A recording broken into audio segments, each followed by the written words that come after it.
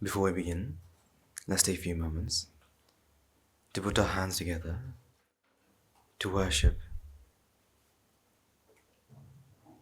the Savior, the Sage, the one who has sacrificed countless lifetimes to strive, perfecting his perfections, sacrificing countless lifetimes to fulfill his Sila, Samadhi, Prajna, so that he can become the Buddha, to preach the Dhamma, the pure Dhamma, to heal the hearts and mend the minds of countless individuals. So let's put our hands together to worship the Supreme Buddha by chanting the Namaskara 3 times, all together and with me. Namo tassa bhagavato arahato samma sambuddhassa. Namo tassa bhagavato arahato samma sambuddhassa. Namo tassa bhagavato arahato samma sambuddhassa. Another week has gone by, and we're coming closer and closer to the end of the year. September is the 9th month, almost the end of September. Then we have October, November, then December. Then we welcome 2026. Just making sure. We enter we welcome 2026 with open hands. And then we have a January, and then February, and then March, then April, May, June, July, August, September, October, November, December. And then we open our arms for 2027. They say time flies when you're having fun. It's very interesting, isn't it? That convention, how we conventionally are coming towards an end of a year. But if you were to live without seeing the calendar, do you feel the end of the year approaching? Do you know that, today is, in a couple more days, September is over, we're going to enter October. Something you will realize is it's raining. We're going through the rainy season. It's not raining. We're going through a drought season. It's colder than normal. It's warmer than normal. And therefore you'll be able to, not say an exact day or a month, but you'll have some sort of understanding of how time is or how the seasons are changing. But you will not be able to say, next month is October. It's very interesting how in convention we are coming closer to the end of the year. But in reality, a mind just passed. Another mind just passed. Another mind just passed. How, we feel as though, this is the end of September, entering October, we've got this and this and this. As I remember, Children's Day is coming up and there's lots of other special events coming up. But in reality, what's happening? A mind arose and passed. Another mind arose and passed. But for some of you, it's almost a shock that we're ending September. Why? Because you still remember, at the beginning of the year, January, February, you're still trying to accept that we just passed another, February, March, April. It's because, in our lives, we're very busy. Very busy. We've got hundreds of things to do. Every day we have things to do. Just think about it. Look at how you spend your time. Now, when I say busy, it doesn't always have to be something proactive or something that's efficient. We do try to busy ourselves, try to do something to make sure, we have something to do. We love being busy. Even though, people start complaining, work is very hard, I'm always very busy. The busyness we enjoy. Always having something to do, we enjoy. If we weren't busy, we find ways to become busy. I mean, that's one of the purposes of having that rectangle in your pockets. To find a way to be busy. Either doing something that's efficient and useful, or doing something that's absolutely useless. But still, you're trying to make yourself busy. You see, with this concept of busyness, or how we like being busy, and this makes time go really fast. This is why when you do something you enjoy, if you do something you enjoy, time goes in a flash. But when you do something that you don't like, time feels that it's like stretching. That somehow, a minute feels like hours. Like you've all been there, when you're waiting for something to happen. Say, for example, at, say, 12:30. At 12:30. Or even better. Just remember your past. Do you remember the times where, you had something really important that's going to happen at a certain time? For example, let's say at 4:30 p.m., you're going to meet a certain someone. You're going to meet a certain someone at 4:30. Until 4:30, what happens? You are constantly looking at the clock, waiting. Okay, still 3. Right? Now you're pacing up and down, trying to distract yourself. You look at the time again, it's now what? 3:02. You try to do something, you're trying to clean a place, trying to spend this time. But every time you look at the clock, 3:05. You have to wait all the way until 4:30. See, when there's something that you're going to enjoy in the future, and that's going to be, something that you enjoy or you like, the time you're spending now feels as though it's stretching. Feels as though it's going to take hours. But then when you do the thing that you like, for example, when you're talking with a friend, you look one way, look the other, an hour has passed. I'm sorry, you have to leave. I'm sorry, we have to go now. Have you not been on those phone calls that, you start talking and then you look at the time and, someone's changed the clock? Have you been on those phone calls? You look at the time and someone's changed the clock because you just felt as though you just answered and an hour or two have gone by.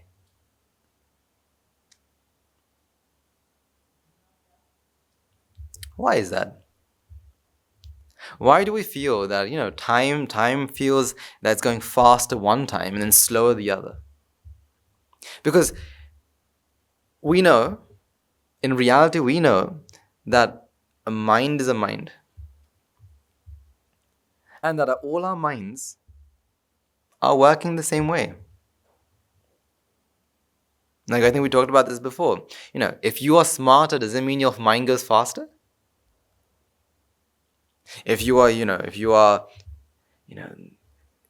an A-star student, is your mind going faster than a person who gets D's and C's? How does the mind work? See, the mind, no matter how smart or how busy you are, your mind works the same way. The number of minds that arise and pass is the same as everyone else. But what is the difference? What is the difference? If you feel that you're able to think faster, it's not that you're thinking faster, it's that you can focus more. That more minds are arising, not because more minds are arising more than another person. No, rather than the minds are arising more focused on a certain thing. So for example, if I was to ask you to do a task, if I was to ask you to do a simple task, let's say, I ask you to, from here all the way go to Dhamma. Very simple task, just walk. Now one person can just walk, they're focused, their eyes are on their target and they're focused. Every single step they're taking towards Dhamma. But there could be another person who thinks, I'm going to go to the Dhamma. I'm going to go to Dhamma. I'm going to go to Dhamma. Oh, look, a tree. I'm going to go to Dhamma. I'm going to go to Dhamma. I'm going to go, oh, a butterfly. Dhamma. Dhamma. Dhamma. How are you? I saw you're going to Dhamma. I'm going to Dhamma too.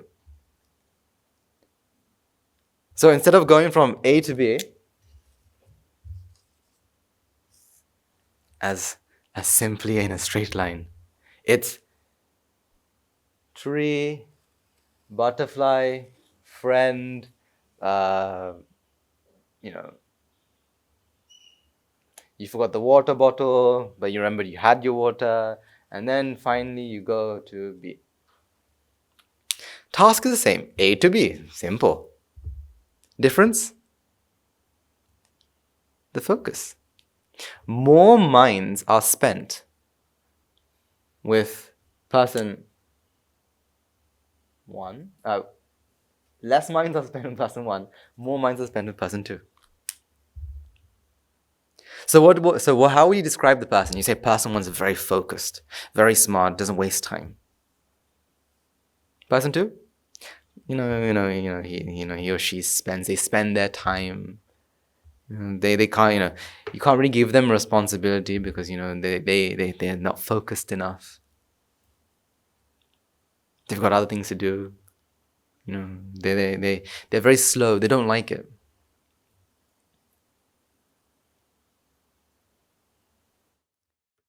But in reality, both minds are working the same way. Both minds, so if this took, say, 10 minds, theoretically, to do A to B, this one took 100. The same numbers, the same time. So when 10 minds have passed for person 1, 10 minds have passed for person 2. The only difference is the focus. So are you smarter? Are you not as smart? Can you think quicker? No, you can focus better. So, when we talk about busyness, we're talking about, I'm very busy. When we're very busy, we have lots of things to think about.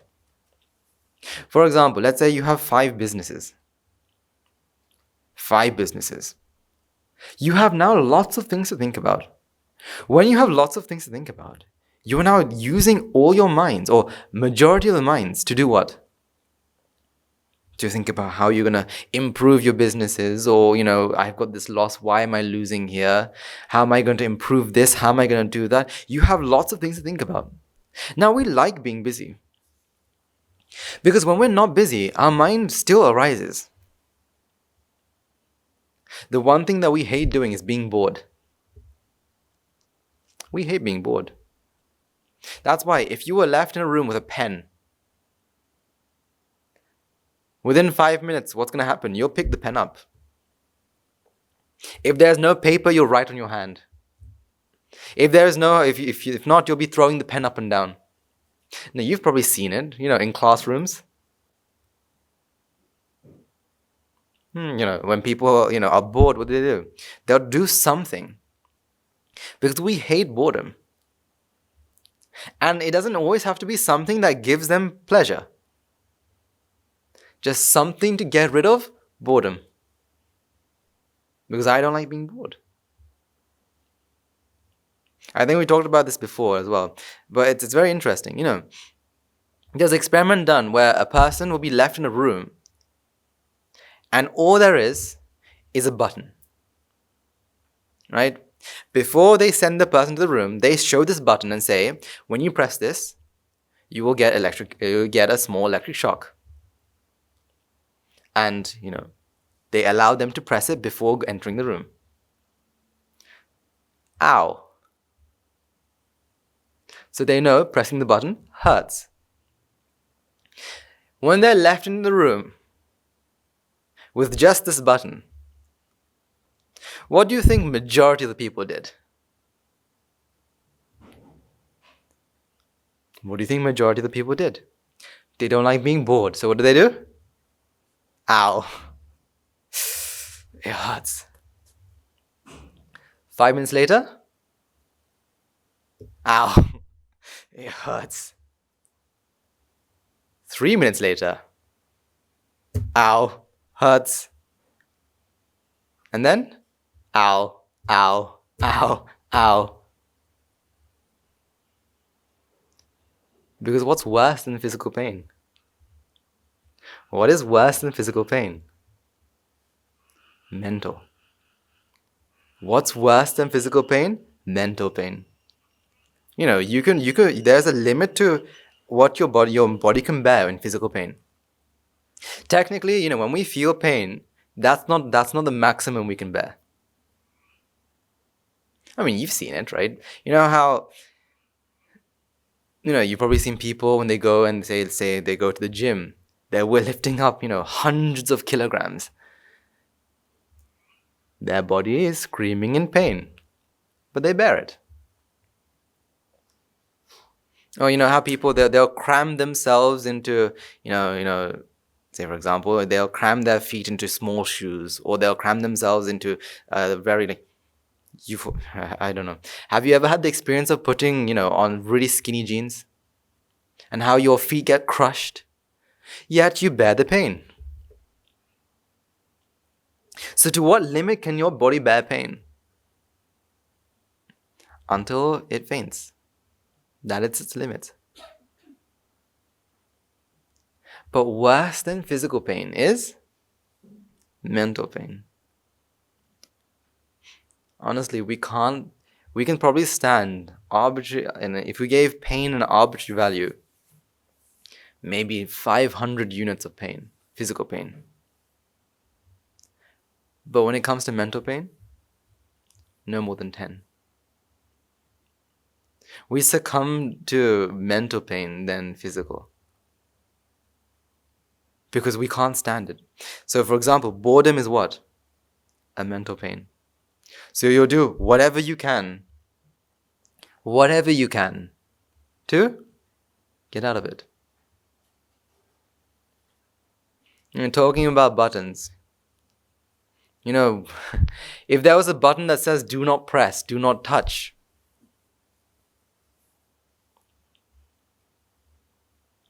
99% of all people do what? Why is it? It says do not do it. Then why press it? Why press it? It clearly states do not press. But why do people press it? Because they can't handle what?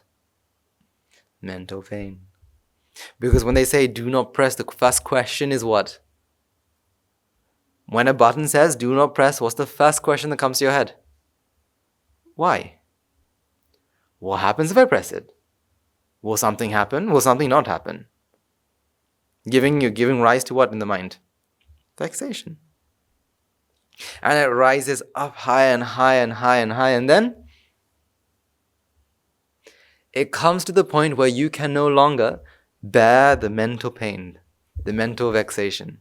Therefore you press it.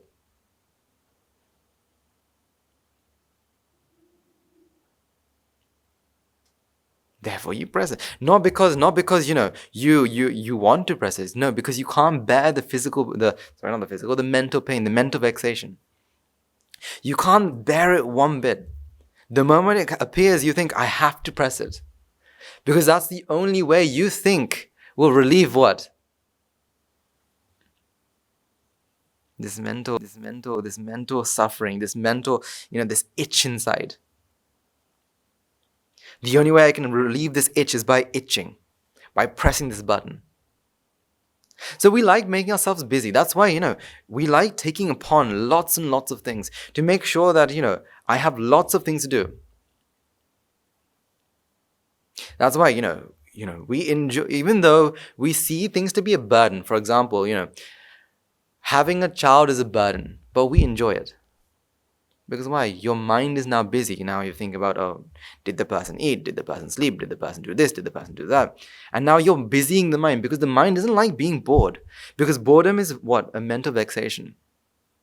The mind hates being bored. Hates this mental vexation.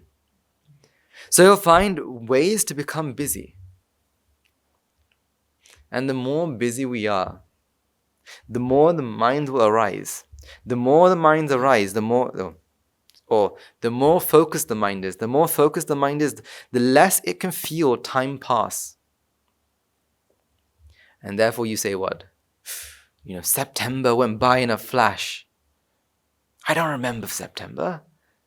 I just remember, I'm still living in April here, in the New Year's. I'm still living in 2021 or 2020.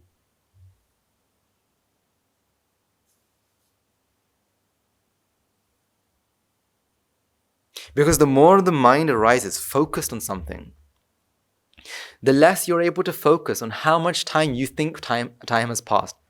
How much time you think time had passed.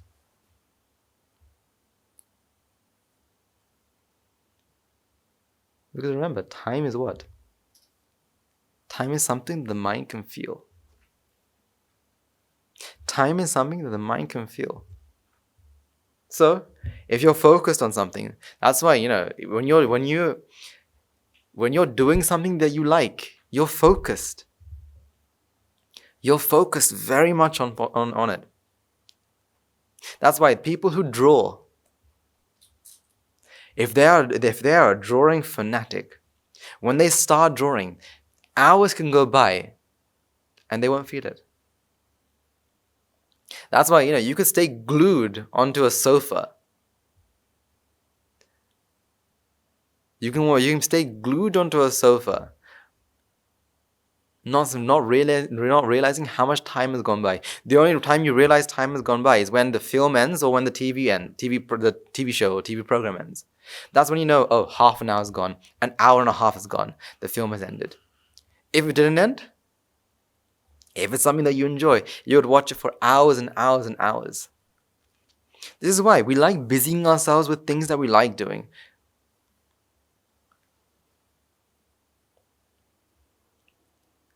That's why we like putting lots and lot of things into our timetable. Doing things that we like. See, think about this. When you have free time, what is the first thing you do? When you get free time, what's the first thing that you do? What is the first thing that you do? For some of you, it'll be, I have nothing to do. Pick up the phone. For some of you, you look around. Is there anyone I can talk to? Anyone I can have like a small chin wag with?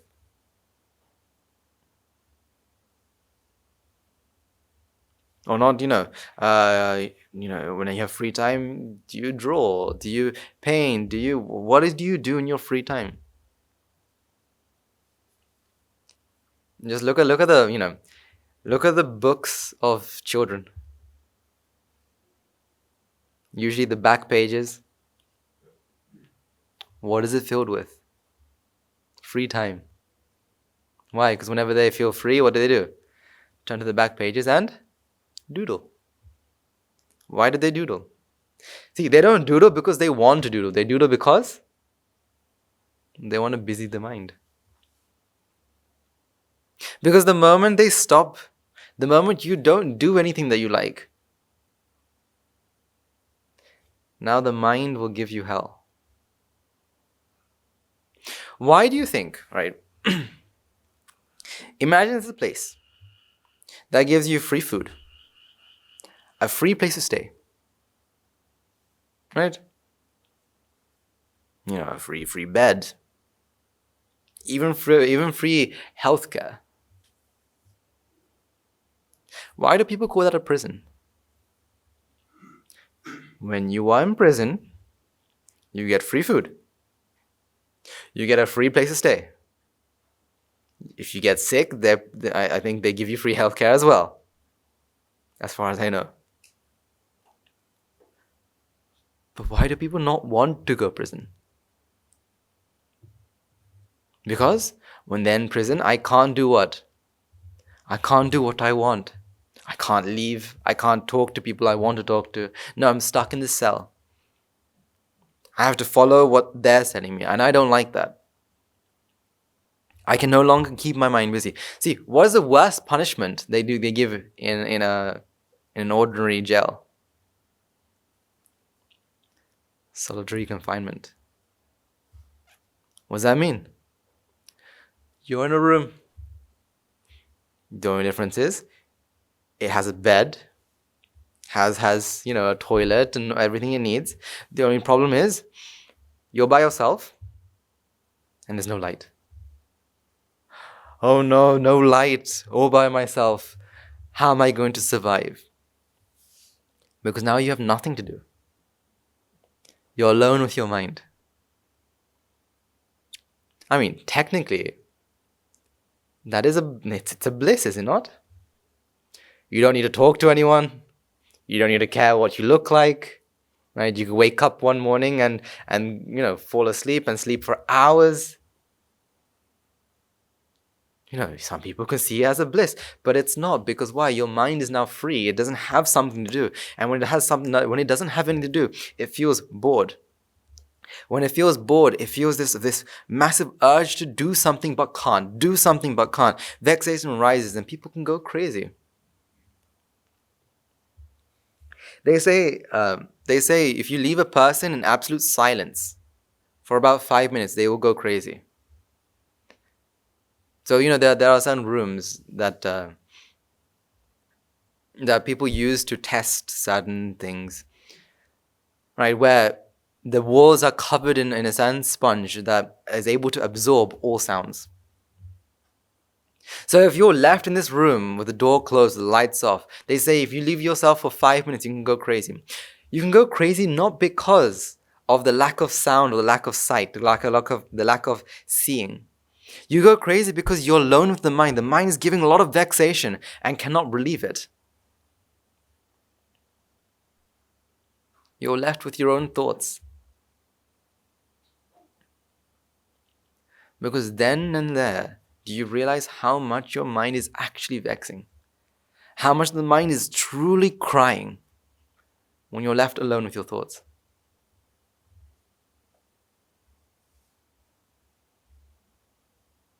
Those of you who have the guts, just one day, just do nothing at all. Right? Those of you at the monastery, just stay at the Valley Monastery for say 6 hours. And if you're at home, you're doing nothing. You just sat there on a chair, doing nothing. See how long you can do nothing for? Because it's funny, if you say you try doing this in the Valley Monastery, right? In the meditation area. Say you've sat down. You've been here, say you've been there for, say, half an hour. Now you have the sudden urge to, stand up, maybe walk. You're walking not because you want to walk, but you want to experience a difference. Why? Because you want the mind to arise with something different. You see, you hear a rustle in the trees. You go look. Not because you want to look, because you can't handle what? This mental pressure that builds up. Your mind is crying day in and day out, but you don't see it. You don't hear it because why? You make your mind busy. For example, if I asked one of the Anagarika Mahathas, in the middle of the sermon to drop a plate, right? While I'm talking, just randomly at a random time to drop a saucer, let it shatter. Most of you won't be able to stop yourself from turning around to seeing what's happened. Why? Because your mind is crying. Your mind is under so much vexation. Your mind is under so much vexation. It cannot stop. It can't stop itself. Well, very simply, if I was to take one here and not drop it, but just to keep it on the edge, how many of you will be able to listen to what I'm going to say? I mean, you'll be listening. But every now and then it'll be,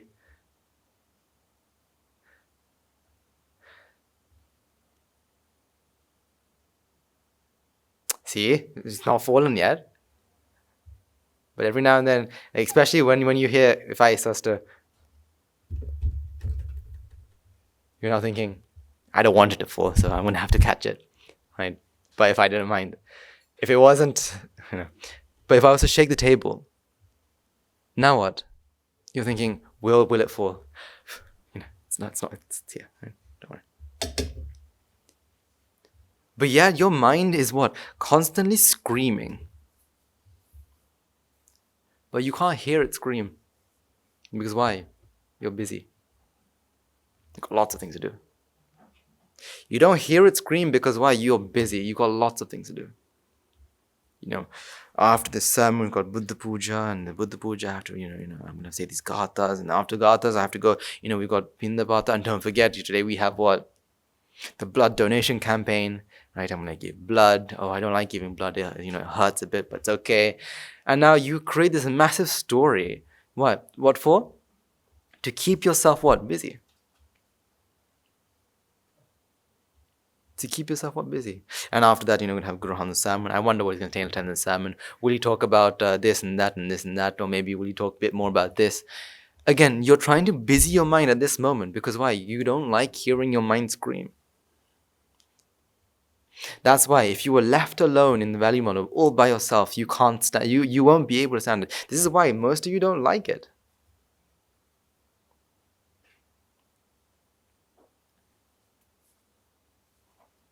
Staying there for a long, long, long time.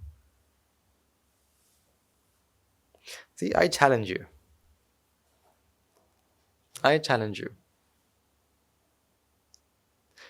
Next time you go to the value model, stay sat. No standing. You can stretch your legs. Now, I'm not inhumane saying that you have to keep your legs, one way. No, you can stretch your legs, but you cannot stand up. If you fall, I mean, if you need to go to the toilet, go to the toilet. I'm not trying to say, don't do anything, but try to stay in one place.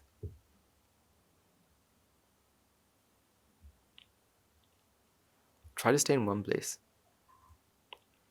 I remember a challenge that Guru Handru once gave some of our monks. It was, for the next 1 hour, only stay in one tile. For the next hour, stay in only one tile. So you can sit on that tile, you can stand on the tile, but no more than this tile. See how long you can do. So when next time you're in the value model, stay sat. Don't start walking. If you're sleepy and whatnot, I'm not being inhumane and saying that no, don't do anything, just stay sat. No, even if you're dying, stay sat. No, I'm saying try. Right? Try to stay sat. See if you can hear your mind scream. Sometimes when you're meditating or saying in the value model, right, and you keep your eyes closed, sometimes you just feel the urge to open your eyes. Why?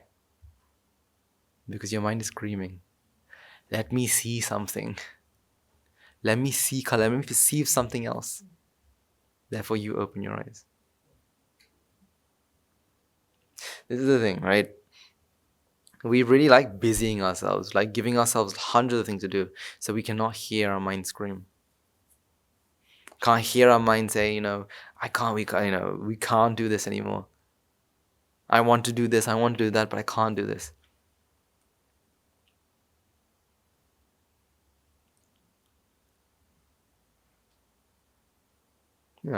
Challenge yourself. See if you can stay still. See if you can not stay for a couple hours doing nothing. Not even contemplating, let's say. Not even contemplating, just sat there doing nothing. There and then you realize how urgent it is. How much the mind wants to do something. How much it can't stay still. You'll be thinking about what you're doing yesterday, what you're doing tomorrow, what you're going to do, in 3 years, what you're going to do, what happened 2 years ago, or, whether you did this, whether you did that. Just look at the mind. See how much the mind is screaming. How it screams its lungs out. The mind doesn't have lungs. I do agree. See, it tried to scream to get rid of this vexation that builds. You don't really understand how much your mind enjoys seeing until what? Until you can no longer see.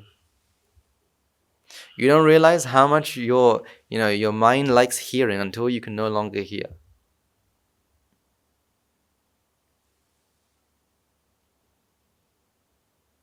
You don't understand how much your mind loves breathing until you no longer, you find it difficult to breathe. You find it really difficult to breathe. Then do you realize how much your mind enjoys breathing? It's the thing, we have to understand this. Now, something else that we have to understand is, the Dhamma. The Dhamma is not something that can help you at the exact moment of crisis. The Dhamma isn't something that can help you at the exact moment of crisis. So what I mean is, let's say, when you are currently in a massive problem, no matter how much Dhamma you are being told, you cannot understand it. When you are angry, when you are extremely angry, or forget extremely, when you are angry, and let's say someone's trying to explain you the Dhamma, you will not be able to understand.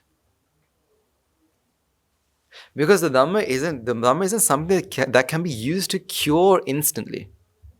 The Dhamma is not something that can cure instantly. And the worst thing is, the Dhamma isn't something that everyone can use the same way.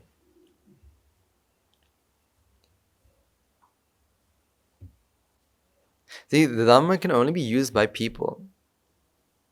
Let me say that again. The Dhamma can only be used by minds that have the wisdom to, first of all, want to get rid of whatever they want to get rid of. And number two, with the ability to understand. That is why, you can't go to, like, say an animal and explain them the Dhamma. The other day I got to see a kind of beautiful sight. One of our little Katie children, they were talking to an animal. right? They were talking to, I think it was,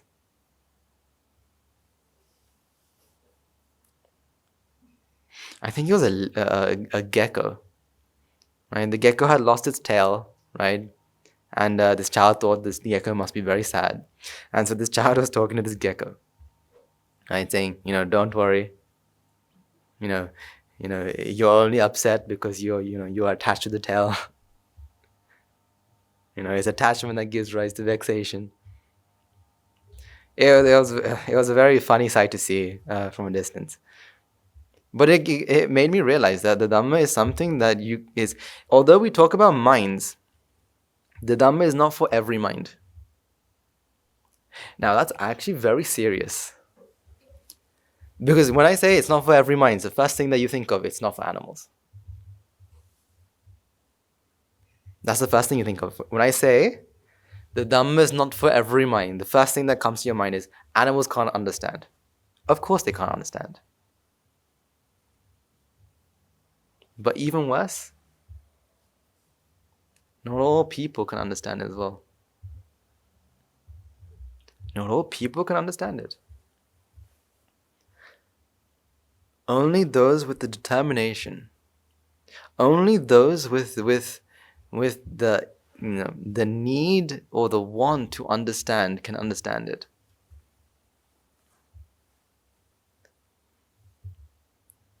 I mean, this is why it's like you bringing a horse to a watering hole.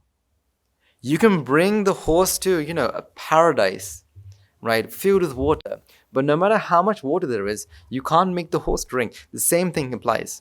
No matter how great the Dhamma is, not everyone will be able to drink it. Because number one, there needs to be a need. There has to be a want. You can't force a Dhamma down someone's throat, right? Like open up wide. And you remember how Amma used to feed you, right? When you're late, right? Takes the biggest bites and stuffs it into your mouth. You can't do the same thing with Dhamma. You can't do the same thing with Dhamma. The first thing that there has to be is a need. Another thing that has to be is the intelligence to understand. If there's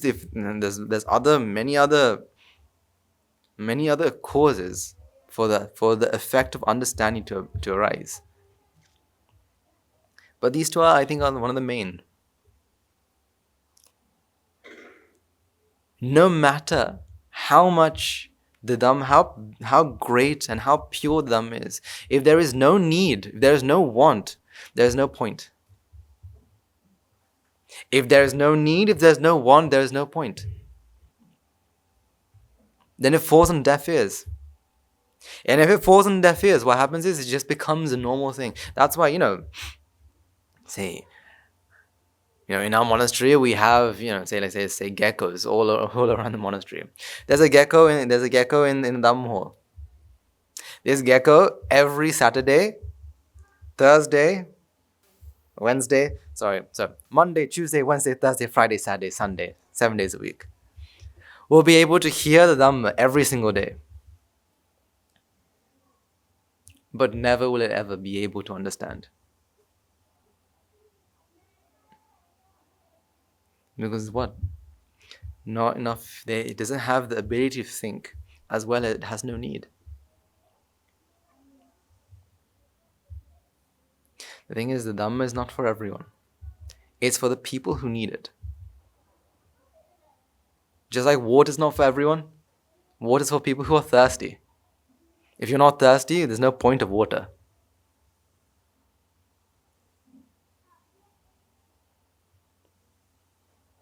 This is why, the only time that the Dhamma can actually help you is when you need it.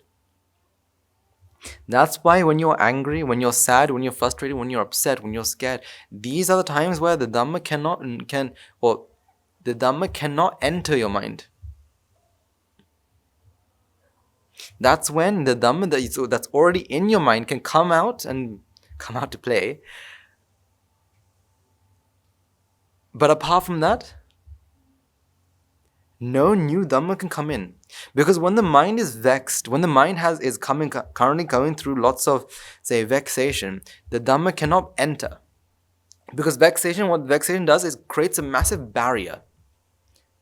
And this barrier is actually impenetrable, cannot be penetrated until that barrier is no longer there.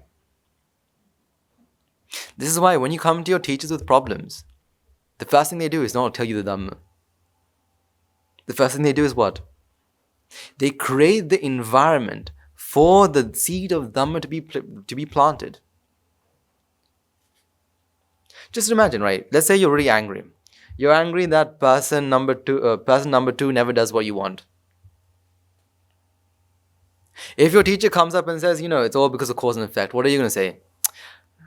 Yes, cause and effect, but, person 2 doesn't do anything. Person 2 is not doing what I want them to do. They're going left, right, center, they're going everywhere, but not to be.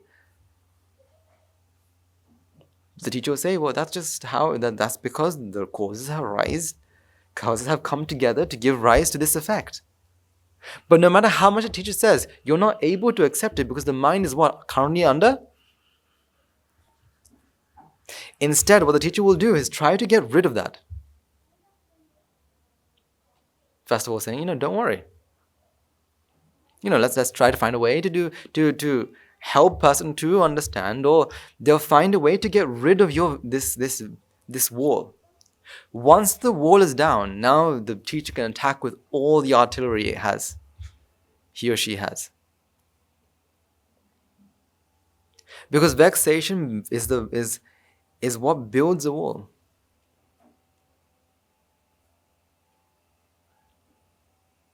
Vexation builds a massive wall. At that point, Dhamma cannot come inside. Only the Dhamma that's within can come out. This is why, the Dhamma isn't something that can cure. It is something that can prevent it happening again. The Dhamma is not something that can cure. It's something that can prevent it. It's something that can prevent, not cure. There's a difference there. Curing means, right, fire, the cure for the fire, say water. Put water, fire gone. Instead, the Dhamma is what? Fire. Why is there a fire? Let me get rid of the causes. By getting rid of the causes, this fire will also reduce 100%, but it's not as instant. It's not instant. It takes time. It takes a lot of energy. But no longer will there be a fire because there's no causes for the fire. But when you put water on the fire, once the water evaporates and the environment is again correct, or the environment is right for fire to rise again, there will be more fire. That's why, when you are angry, people will say, when you're angry, to go and go to a different place and release your anger. How? Maybe by screaming into a pillow or counting to 5 or whatnot. Those are ways of not curing, but to suppressing. So putting water to the fire. The fire will reduce, but the fire is not gone. Instead, once you're able to understand the situation, the fire has reduced to a level that you're able to accept the Dhamma. Now you're getting rid of the causes there, so there's no more fire. Ever.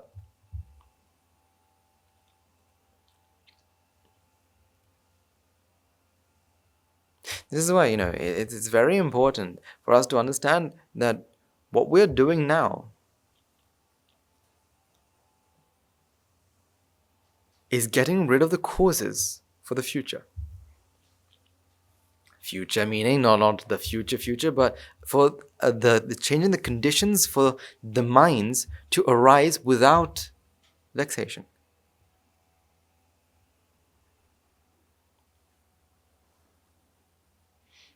Let's explain this, right? Now, we normally talk about anger or sadness.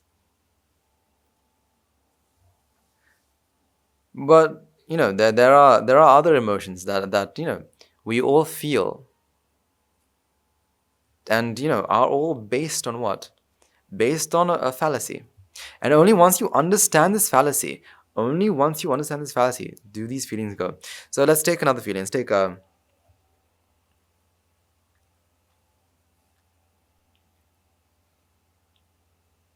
Let's take the feeling of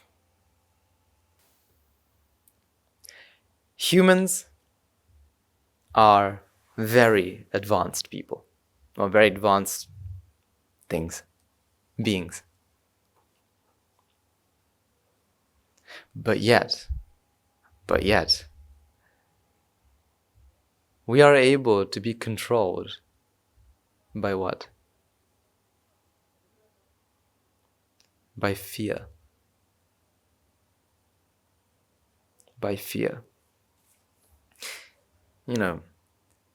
If you were ever to, go through the lists of things people are scared of, the list is forever long. What is the first thing? What is the thing that majority of people are scared of? Does anyone know?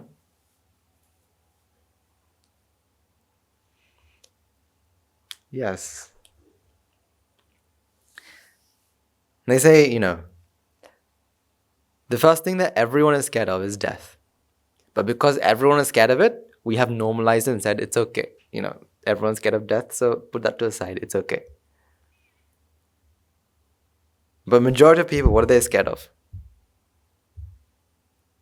What do you think they're scared of?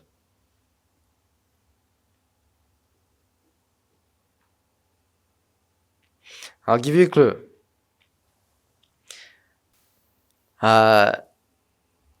This thing lives in your house. No matter how much you clean your house, they find a way to come back. I mean, annoying little rascals, aren't they? They build a house within your house, as I say like that. What is it? Not what am I? What is it? What is it?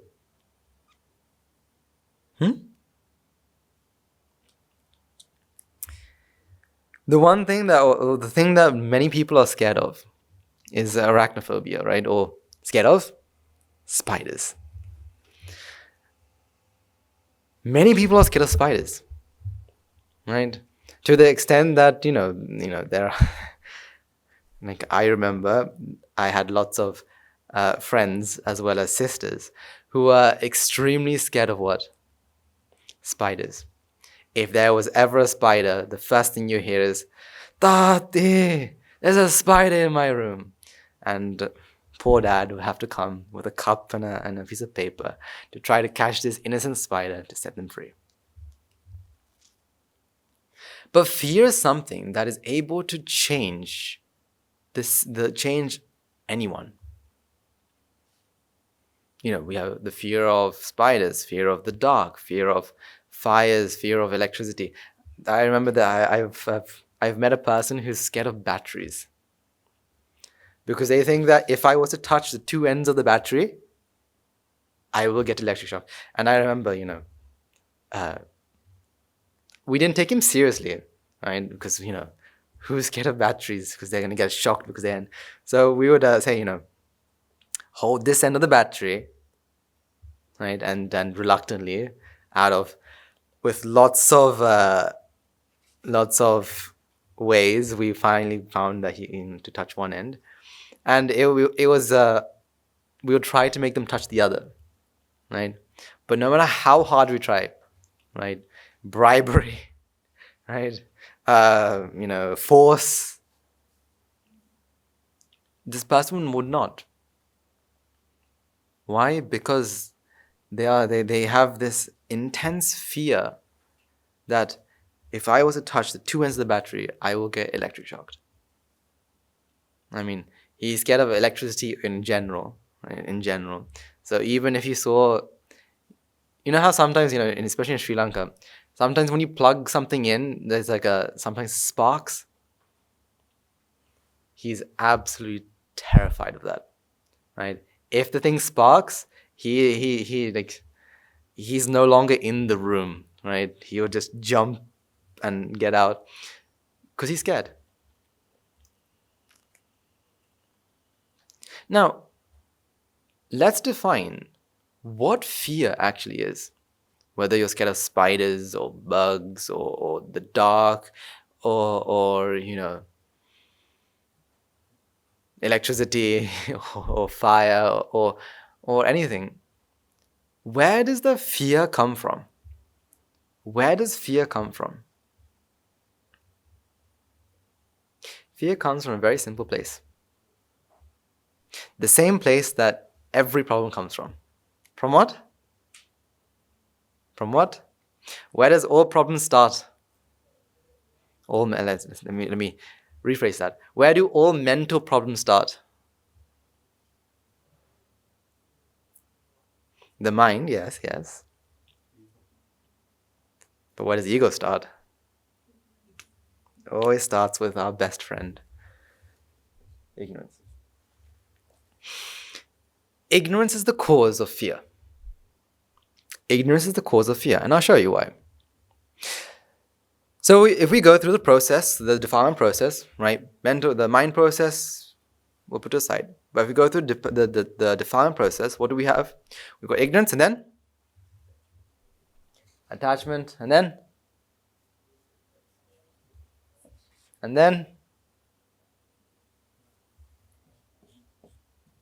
insanity mode, and then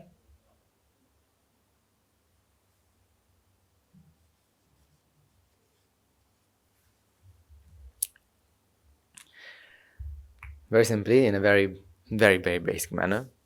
Remember, there's so much more in this, but Guru Ramdas has simplified this to the extent that we're able to understand, and it's very simple. Because it's a very simple process, but actually, the defilement process is much, much more complex than this is, right? There are many, many other stuff. But then ego is at play. What is ego? This feeling of self, or this feeling of separation, right? Now, let's take the example of spiders, because majority of people don't like spiders, right? We don't like them. We don't like these innocent beings making houses in houses, and therefore we ruin their houses. Now, I'm not saying you shouldn't. You should. The Buddha himself has said, right? If there are cobwebs, please get rid of them, right? But why does fear arise? Fear arises with this idea of ego. Ego what? Ego will be hurt. Or ego will no longer be able to be there. Or something will happen to what? Me. So if you were to ask yourself, why am I scared of what I'm scared of? So let's take the example that I'm scared of spiders. Why am I scared of spiders? You're scared because you think that something is going to happen to what? Me. Because why? Because when you feel ego, you now feel this separate sense, this separate feeling, this feeling that this is separate to the entire nature, entire universe. I am separate. Therefore, I has to be protected. I have to protect me. And so when then that's the idea that it has. And then when it sees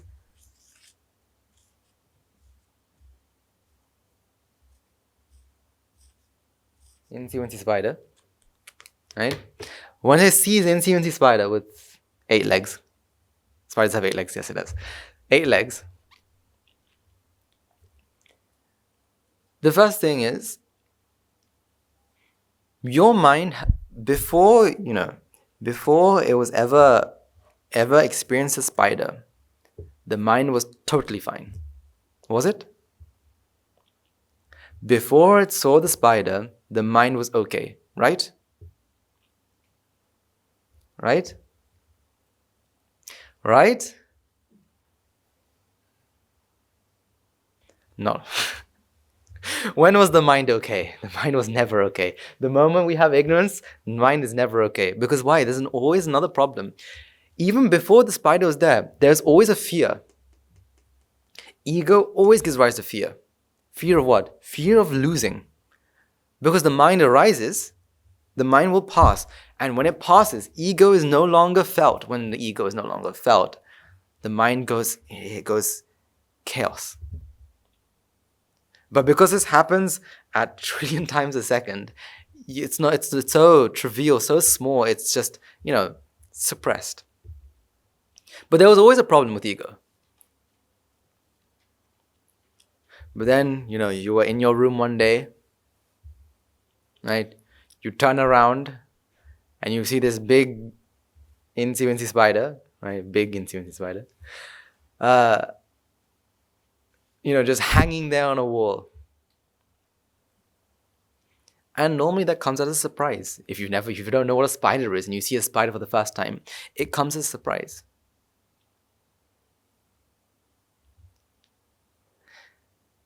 Now, here's the thing. Here's where it differs.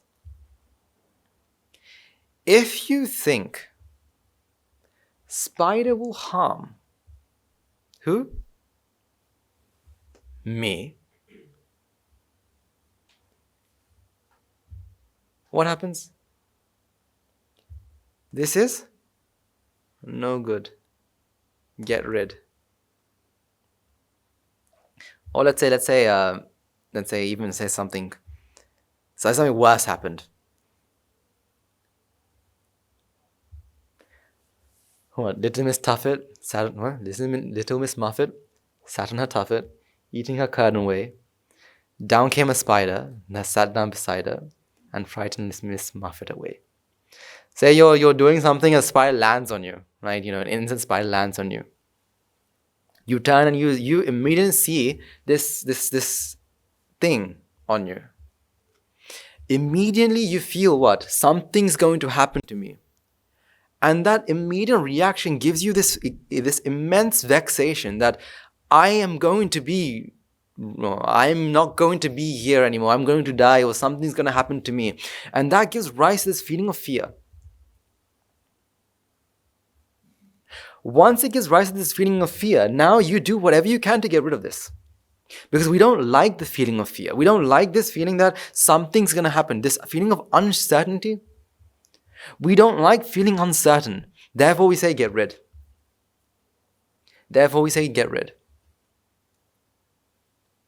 Now, tell me.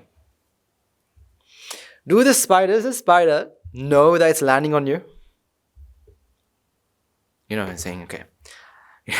It's on the ceiling and thinking, okay, I'm going to land on this person. But yet, don't you feel that it's actually, it landed on who? Me. That it wanted to land on who? Me. Because the moment you feel ego, you're now separating yourself as well as this. You're separating this spider and you're saying this spider is thinking of finding a ways to what? Hurt? That's why, when you see a snake, just like slither by, you get scared, not because of the snake. You get scared because you think the snake will come back to what? To bite me. But the snake is enjoying its life, right? It also has this, right? It has its own life. It's just slithering by. But because your mind arises with ego, what does your mind think? Oh no. Snake, bite, ego. No, don't like, get rid, run.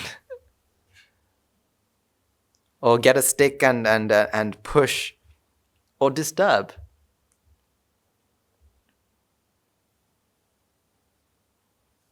You are scared because in the future, something will happen to me. Something might happen to me. Therefore, you are scared. Now, let's say something does happen. Let's say something does happen. Let's say,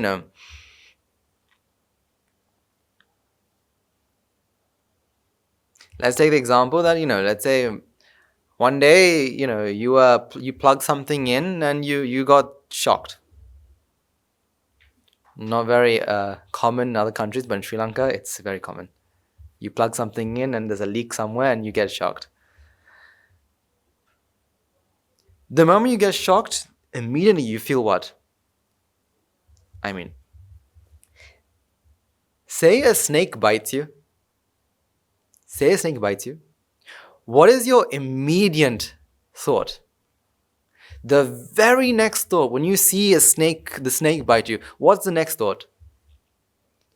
I'm gonna die. I'm dead. You projected yourself into the future and said, because of this snake bite, I die.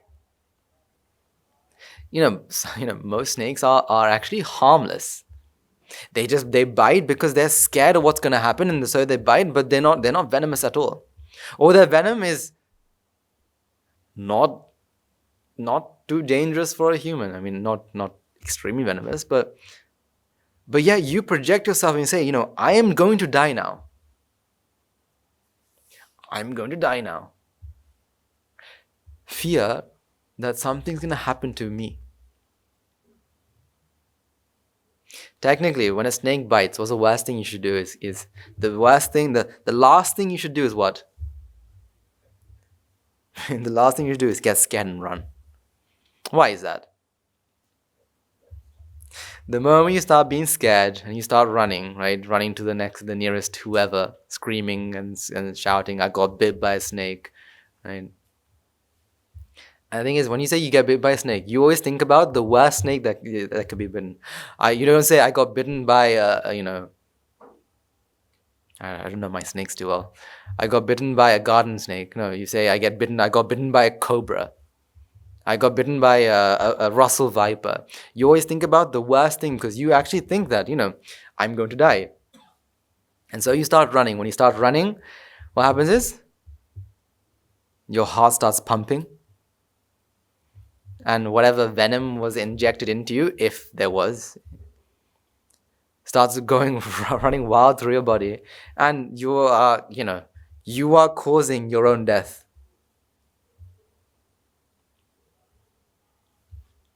Again, Wincy spider isn't what makes you scared. It's ego that gets you scared. That something's going to happen to ego. Incy spider, is living its own life. It's made its web on the corner of your room, right? Waiting to catch its flies. It's thinking about its dinner it's gonna have tonight. It's gonna rain today, so we're gonna have it knows that it's gonna have lots of insects and what do you call this? I don't know the English name for this. Meru? The things that come up when it starts raining, comes out and it floods the entire place looking for light. Christmas flies. They're called Christmas flies? Christmas flies. You learn something every day. Christmas flies. Christmas flies come up out of thing and starts flooding the area, and the spider thinks, today I'm gonna enjoy a feast, and that's what the spider's planning. But a wind blew and it fell onto your shoulder, and now you're screaming because you think, what? Spider is attacking me. Spider is attacking me. Screaming, thinking that I'm gonna die now. See, at the moment you feel fear, who can save you? Who can save you? Only you. Not a single other person. When you're scared, have someone else come and tell you, this entire world is anicca. Just tell someone, tell you this. The person who says this word is anicca, I feel sorry for them. Because you have no control over yourself. See, when fear comes to a certain height that you've made this, you are now conditioned that spider is harmful, spider dangerous, spider scared. When you have this condition, now you cannot control yourself. This is why some people who are really scared of other things say, well, if you're really scared of something, you have no control. You'll run lulu, right? And then you'll hit the wall. I have seen several people, right, when they're scared, they'd run and they collide into a wall, and they do more harm than the thing that's there. All because of the connection they've made. It's gonna kill, gonna hurt. He's made this idea that this is what's gonna happen. But no matter what another person says, your mind is not willing to accept. This is why when you are scared, there's no one who can help you but yourself.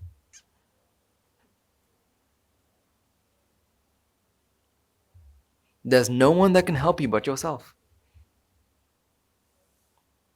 It actually comes to the point where you can become paranoid.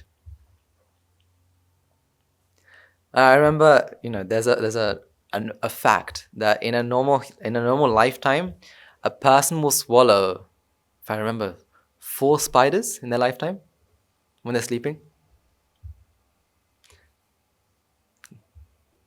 Tell that to someone who has arachnophobia. They can no longer go to sleep. Why? Will a spider come in today? Oh no. Will a spider come and go into my mouth today?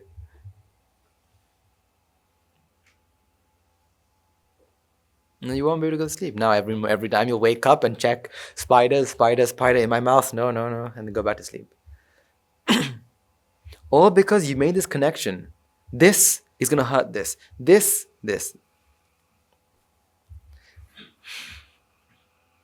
For example, there are people who are scared of clowns. Why they're scared of clowns? One day they saw that maybe a clown, they look really scary. Scary in the sense they look weird. And then this weird feeling. See, the more you think about, spiders scary, you're making a stronger connection. That's why some people are completely terrified of spiders or completely terrified of clowns. Technically, clowns are very harmless. Technically.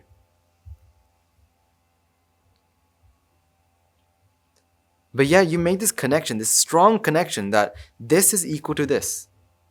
That spiders is equal to death. That clowns is equal to harm. That electricity is equal to electrocution. And this connection is what keeps you scared. That keeps you, this connection is what makes you scared.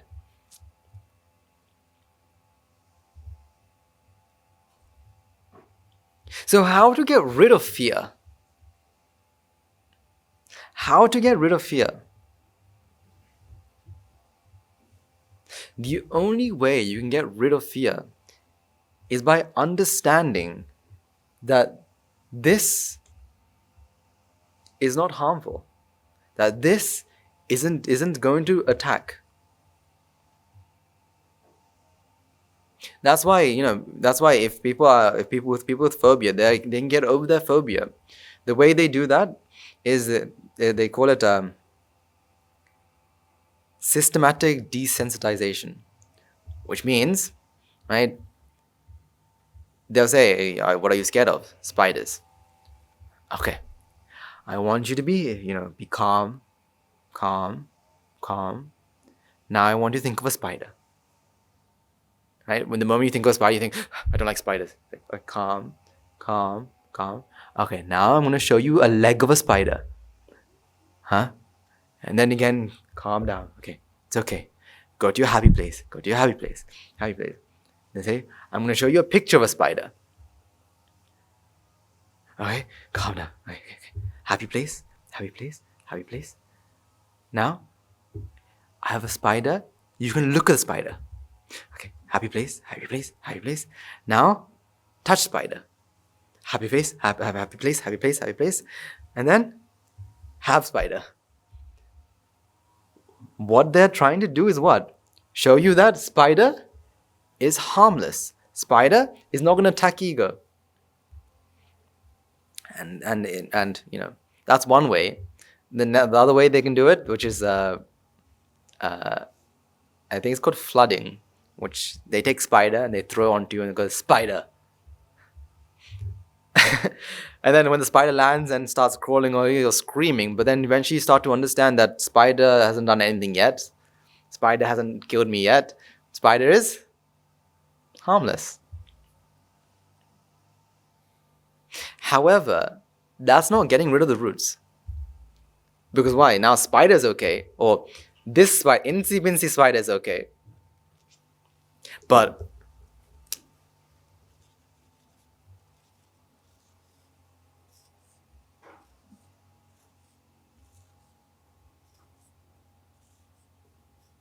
daddy long legs? Oh no. They can fly as well. They're not okay. So what do you have to do again? What's easier? This is why the Dhamma is the only cure. Because the Dhamma and only the Dhamma is getting rid of the connection properly. How? What does the Dhamma do? How do you get rid of fear using the Dhamma? See, the first thing that we have to do is we have to understand, why do we feel what we feel? Why are we feeling scared? So we've already come to the conclusion that it's because we feel that this is being harmed. Harmed by this. That this is being harmed by this. Now, this is the thing. Anicca, Dukkha, Anatta are the three weapons. Three weapons on the same stick. They are three weapons on the same, I mean, it's the same weapon but in three different points. Because you can attack these in different ways. First of all, one thing you can understand is what? Why do I feel scared? Is because I think this is going to hurt me. Now, what is this? What is this? You come to realize that, this is what? This is causes coming together to give rise to an effect. Now, something that I really want to emphasize here is, when causes come together, there is no effect. When causes come together, there is no effect. But there is an effect. Let me explain, right? When causes come together, there is no effect that is created. There is no effect that is created. So a simple analogy would be, if I was to take, fuel, oxygen, and temperature as causes, put them together, the effect is not fire. The effect is not fire. Because when you think of the causes come together, gives rise to an effect, it's almost as if A plus B plus C is equal to what? D. Causes don't make the effect. The causes are the effect. Which means A plus B plus D is not D, but A plus B plus C is what? A, B, and C. Because this is a place where lots of people get stuck on. That when the causes come together, when the legs and the body of the spider comes together, then there's a spider. D. But in reality, what is there actually happening? Those causes are still there. Are still there. Coming together. Coming together at that very moment to give rise to this effect. This is why the word effect, you have to understand the word effect. Because if you don't understand this word effect properly, what you think is a fixed end result. But the word effect holds the true meaning in itself. Effect means what? When it's the coming together of these causes is the effect itself. You know, if I asked you, like, what is the effect of temperature, right, or on chocolate? Chocolate melts. So is the effect the chocolate or the melted chocolate? No, the effect is the process of melting.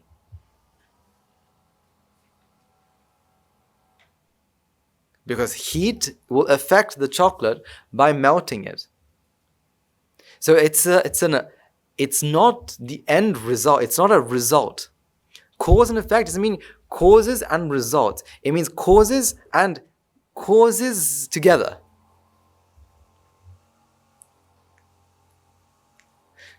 So that's a side note.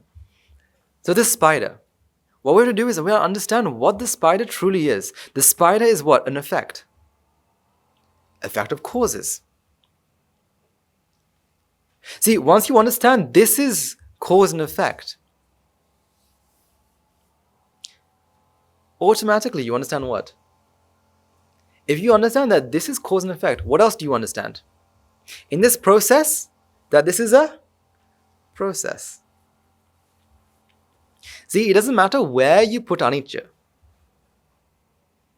It doesn't matter where you apply anicca.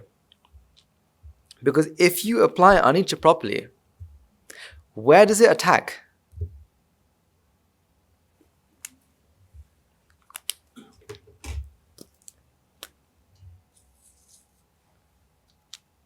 No matter where you apply, it will attack ignorance. Because remember, the sense of I and this fixed spider are both an effect of what? Ego. Are both this effect of this feeling of separation, this feeling of separate.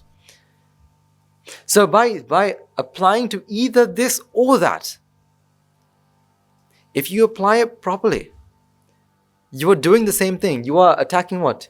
Ignorance. So once you see this to be cause and effect, you are also seeing what? I have to also be what?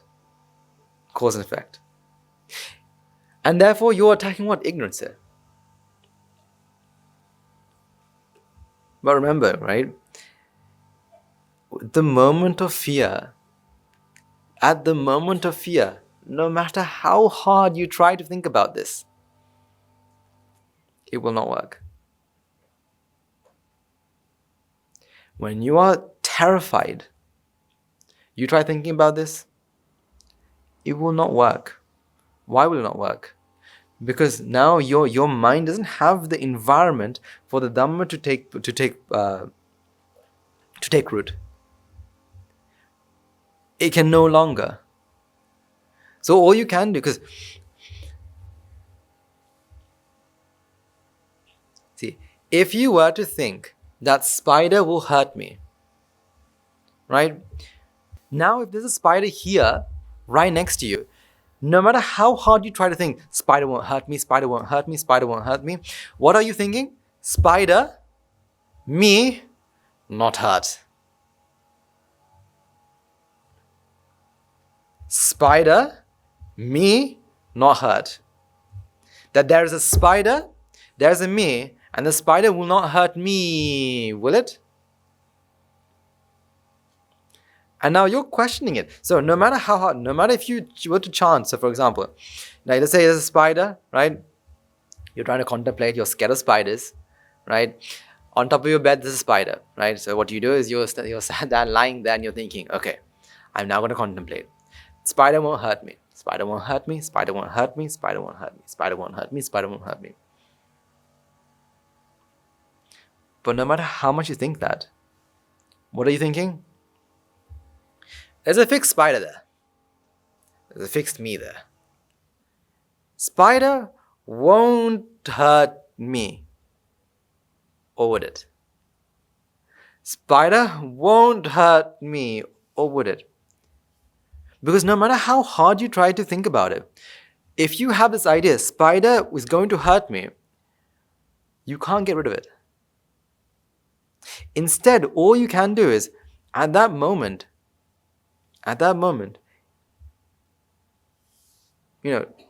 try to put the Dhamma, try.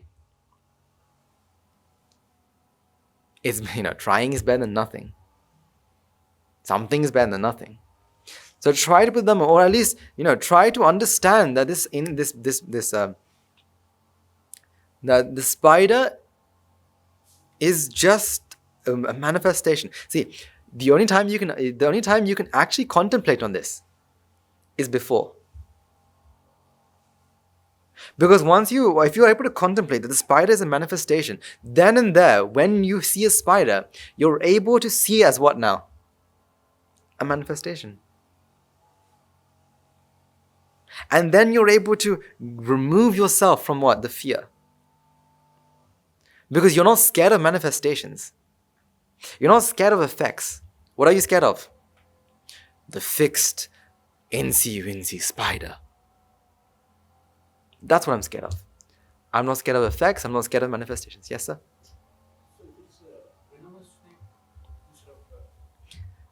So when it's a venomous snake, or say so if it's a snake that will actually do harm, still fear is illogical. Because does the snake, let's say you're walking down a path and you see a venomous snake, right? And you've identified it to be a venomous snake. The fear that comes from within is because of what? Venomous snake is going to bite me and I'm going to die. But if you were to contemplate on, where is this fixed I? Who am I? What is this fixed snake? What is it? If you were to realize that, that this is just what? Causes come together to give rise to an effect. That you're seeing the unancient nature of the world. Now the snake, no matter what the snake does, you realize it's cause and effect. You realize what's this is cause and effect. Now you realize what is death. What is death? This is part of ego. No one can die. What happens?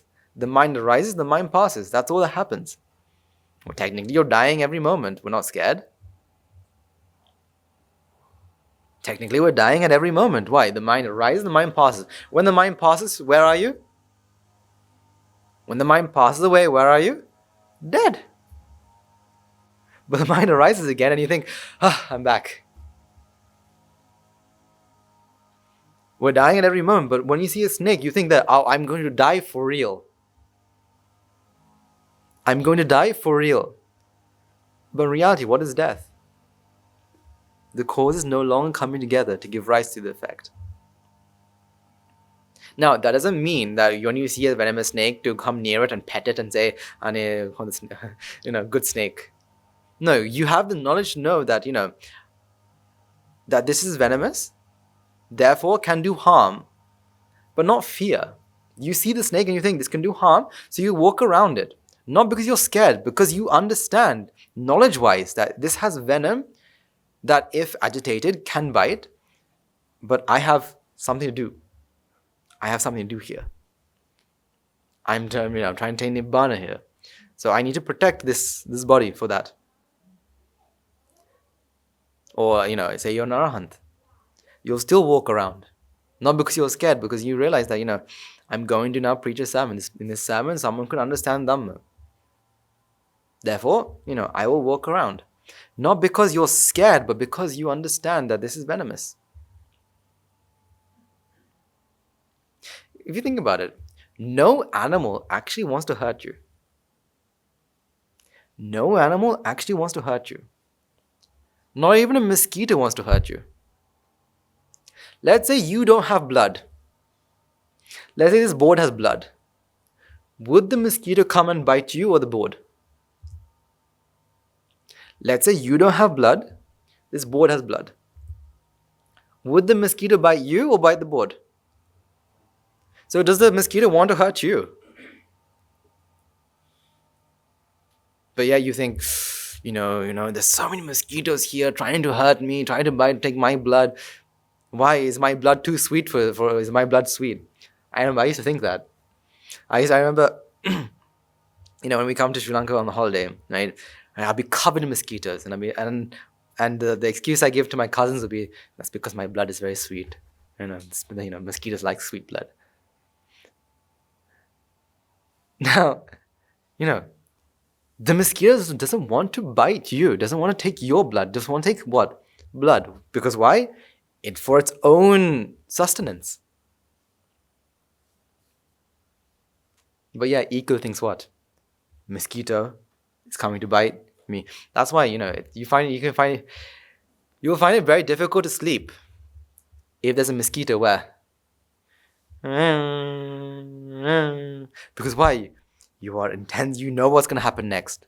You don't know when, but you know what's going to happen next. What? It's going to land, and then it's going to bite me, and then it's going to drink blood, and I don't like itching, and I'm going to start itching, and you create this massive story. So when you hear the sound of, you get so frustrated. Now try sleeping with that one mosquito just going around your ear. See how many hours you get to sleep that day.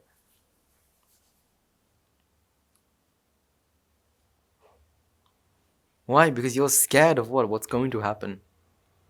Who knows? This mosquito may be playing with you. Right? It has no intention of biting. It already has a full stomach. But, it just wants to go, and it's just doing this. And yeah, you're so annoyed because you're thinking that, it's going to bite you. But, it's just there, just doing its own, it's living its own life. But yet you think what? It's coming after me.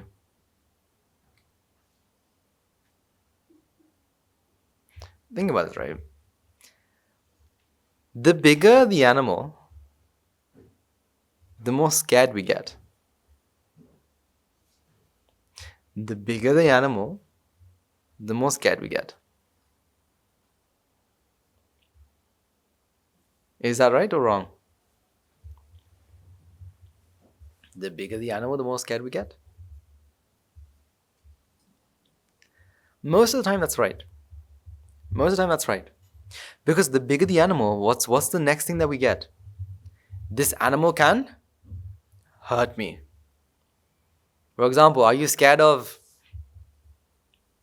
a mosquito or are you scared of elephants? Elephants, because why? A mosquito, you're bigger than a mosquito, so you can do more harm. But this elephant is bigger than you, so it can do more harm. That's why, this is why. If you were to see a small beetle, and then if you were to see, those big, what do you call those?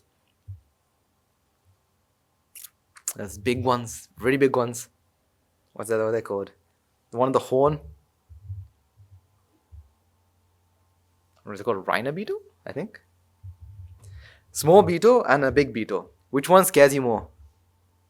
Which one scares you more? The big one. Why? The big one can do more damage. People are scared of beetles, but what do beetles actually do to you? What's the worst thing a beetle can do? Land on you. The only problem that people have is when they land on, say, clothes, they have good grip, and so they grip onto it. That's what scares people the most. But they're there to do no harm. They're there to do absolutely no harm, but yet You feel what? It's going to attack me. I'm going to die now. Again, you're living in a fallacy. You're living in your own world here. This is why when you have ego, the entire world revolves around who? You. So when a snake goes by, it's going to bite me. When a person is whispering, who are they whispering about? Do you know that feeling that you have when you enter a room and people go silent? Or, say two people are talking and you come close and they stop talking. You know that feeling that you have? You know, maybe they're talking about me. Maybe, who knows? Did I do something to them? I don't think so. Maybe they're gossiping about something that I did or something. You are now scared because, there is someone that's going to be hurt. There is someone that's going to be hurt. This is why you're scared.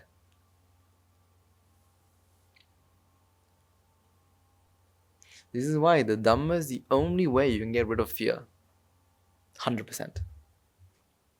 If not, or else you're scared. You're okay with Incy, but you're not okay with daddy long legs. You're okay with spiders, but you're not okay with snakes. You're okay with snakes, but you're not okay with elephants. You're okay with elephants, but you're not okay with shark. I don't know. I mean, animals don't. I mean, these are all ideas that jati makes. This ego makes. This story that what's going to happen, that it's going to hurt me. But remember, the moment you are in fear, none of this will help you. Unless you understand it beforehand. See, the next time you see a spider, if you're scared of a spider, the next time you see a spider, come to a calm state of mind and look at it as cause and effect. See it to be cause and effect. See it to be cause and effect. And then you'll realize that the spider is what? Part of nature. You understand what spider is part of nature. You understand that this is not going to harm me. That this is not going to harm this sense of me. Because why? Who am I? Part of nature. Who am I? Part of nature. Now, no matter what, no matter whatever they're going to do, you can no longer be scared. Because you realize that the world around you is what?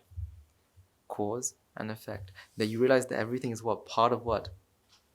Part of nature. That everything is what? Everything is just, like Guru says, everything is just energy.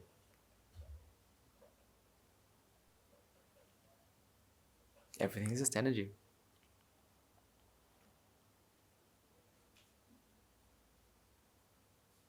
See, all we have to do is we have to understand.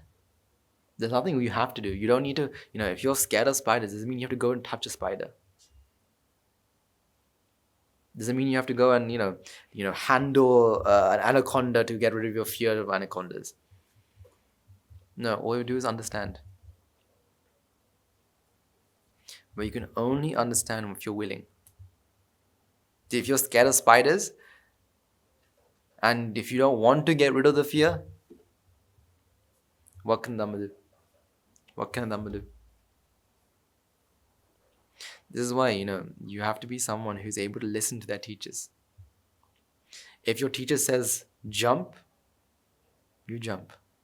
If the teacher says, stay still, you should be able to, no matter how dangerous you think it is. Because who thinks that? I think it's dangerous. Stay put. Let's say there's an elephant in the monastery.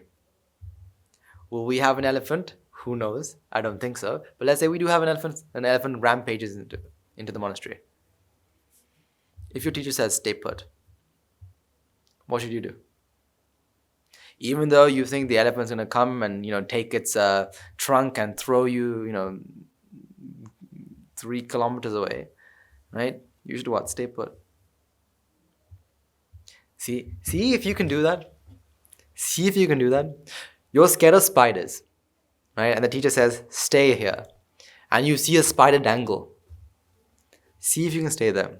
If you can stay there, you understand you have gone far. Understand you are able to attain Nibbana because you're able to listen to your teacher.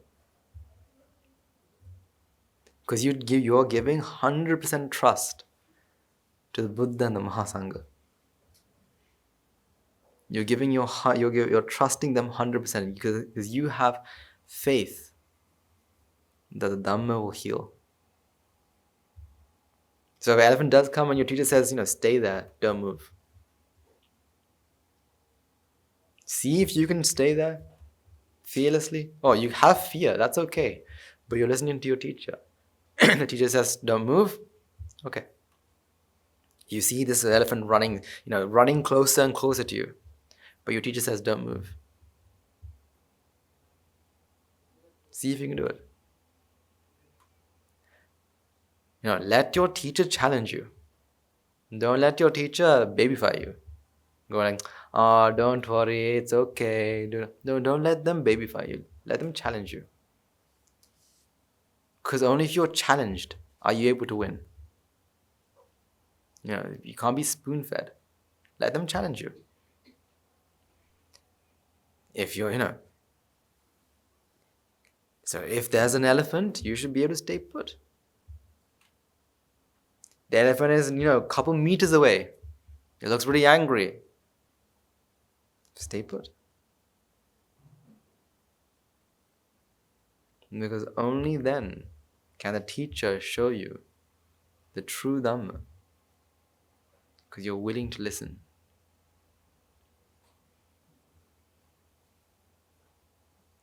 If you are going your own journey, if you think, what does my teacher know?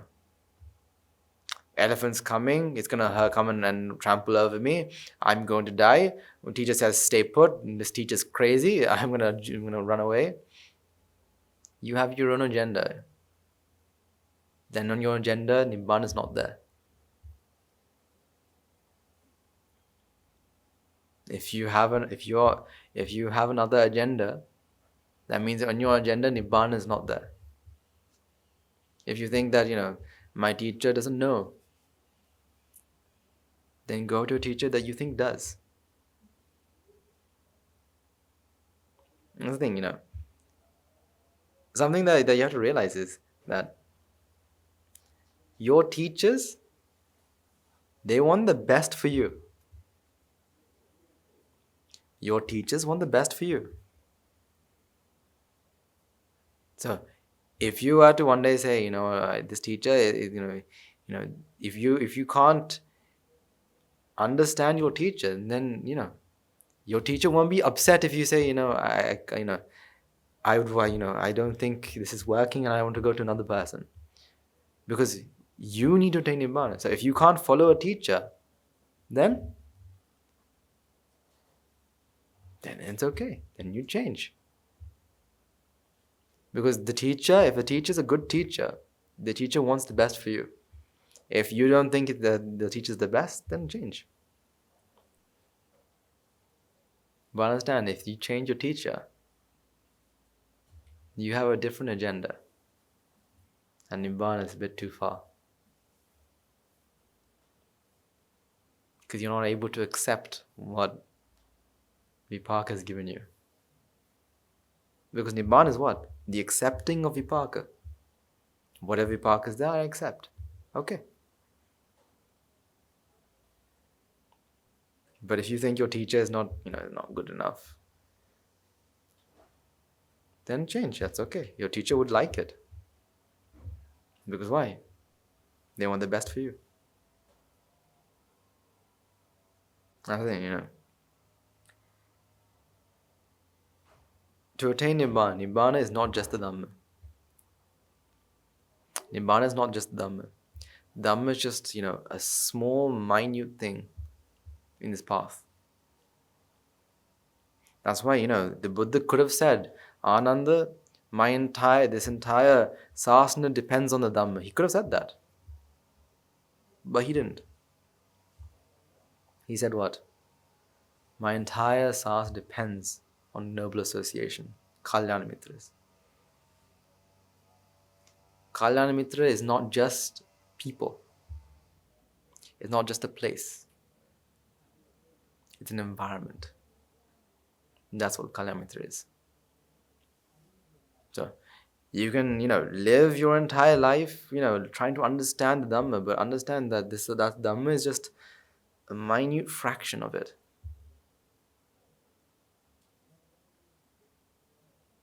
That truly the most important part is the noble association, the environment of noble association.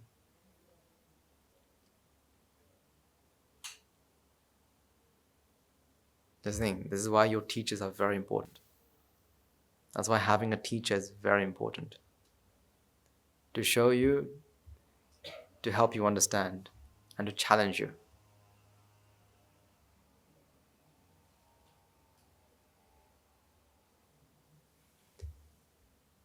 Whether it's Incy with his spider or Danny down long legs, you have to be able to you should be able to understand why am I scared and get rid of fear once and for all. I think today we have our blood donation campaign.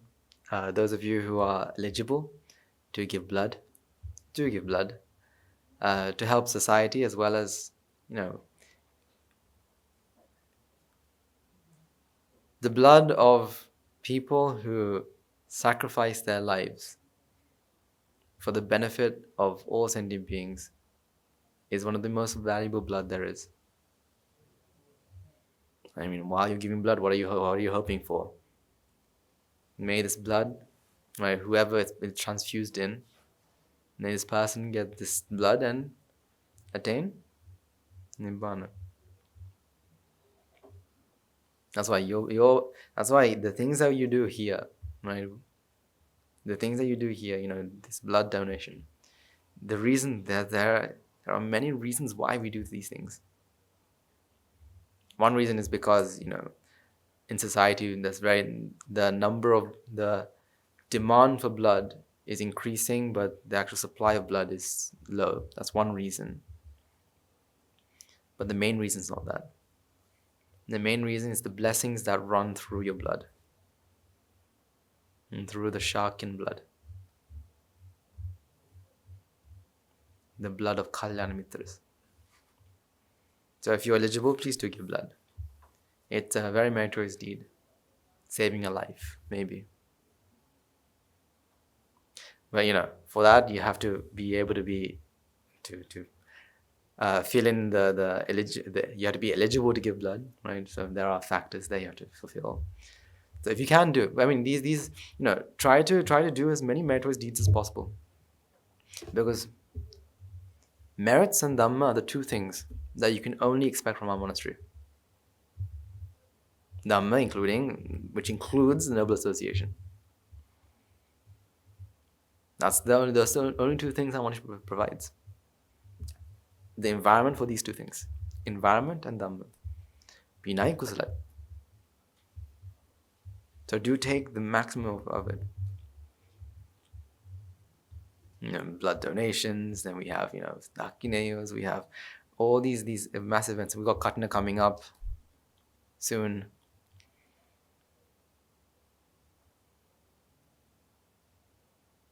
All these events are great opportunities for two things: Dhamma and Vinay, Kusalai, merits and the practice. Okay, let's take a moment to transfer merits and conclude today's session.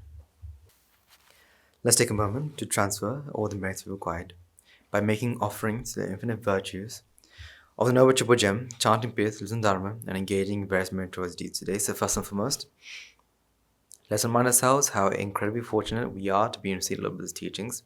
And with immense gratitude, let's chant for the Master Bhikshu Bhikshunis, Upasakas, Upasakas, who since time immemorial have protected and preserved the sublime teaching of the Buddha and passed it down to a generation of the noble lineage in the form of a Tripitaka, which is thankfully available to us today to study, to understand, to comprehend Dhamma. It's also taking and transfer merits to all the members of the Mahasangha present throughout the world, including all chieftains or chapters, who have dedicated their lives to the noble path and committed themselves to the betterment of all sentient beings. Let's not forget among them will be the monks and nuns residing in local temples and nunneries who have always been by his side through thick and thin, come rain or shine. Let's also take a moment to chance the mercy of Guru Sanansi, as well as other monks resident at the monastery, as well as Anagarikas attached to the monastery. Let's take a moment to transfer merits and express our gratitude to those who made great efforts to do the same with the teaching of the Buddha, be it thereby translating the sermons, sharing them out with others, inviting others to join them, made by the power of the merits. If any of them have been born in the world planes, may they redeem themselves and be born in the bliss plane. May by the power of the merits, may they abstain from unmeritorious deeds, fulfill the meritorious deeds, fulfill the noble eightfold path, and attain supreme bliss of Nibbana. Sadhu, sadhu, sadhu. Let's also take a moment to transfer merits required to our devotees, friends of the monastery, who for sake of merits continue to sustain the Mahasangha. This includes every one of you who have contributed to the construction of the monastery, to those of you who provide the Mahasangha with shelter, alms, with medicines, as well as those who pass on the know-hows and no well wishes. May the path of merits, may they abstain from unmeritorious deeds, fulfill the meritorious deeds, fulfill the noble eightfold path, and attain supreme bliss in Nibbana. Sadhu, sadhu, sadhu. Let's take a moment to transfer merits to our mothers, fathers, husbands, wives, brothers, sisters, sons, daughters, grandparents, uncles, aunts, cousins, nephews, nieces, our elders, friends and acquaintances, employees, employees, and to all those who helped us, supported us, assisted us in any shape or form. By the power of these merits, may they be healed in physical and mental ailments, may they overcome any obstacles in their spiritual progress, may they abstain from unmeritorious deeds, fulfill the meritorious deeds, fulfill the noble eightfold path, and attain supreme bliss of Nibbana. Sadhu, sadhu, sadhu. Let's also take one transfer merits to Devas, Brahmas, spirits, demons, primarily Sakadeva as well as numerous gods and deities who are committed to protect and fulfill the Samudasasana. Let's not forget among them will be our god deities who keep a watchful eye over us and keep us out of harm's way. May the power of the merits, may they prosper in divine power and wisdom. May they abstain from unmeritorious deeds, fulfill the meritorious deeds, fulfill the noble footpath, and attain supreme bliss in Nibbana. Sadhu, sadhu, sadhu. Let's take a moment to transfer merits to our ancestors who have predeceased us, to all that have been friends and family to us in the long journey in Sansara. To all those who helped us, supported us, assisted us in they could. Let's take a moment to transfer these merits. Let's also take a moment to transfer merits to all the members of the armed forces as well as the police force who have sacrificed their lives to protect the peace and harmony of our nation.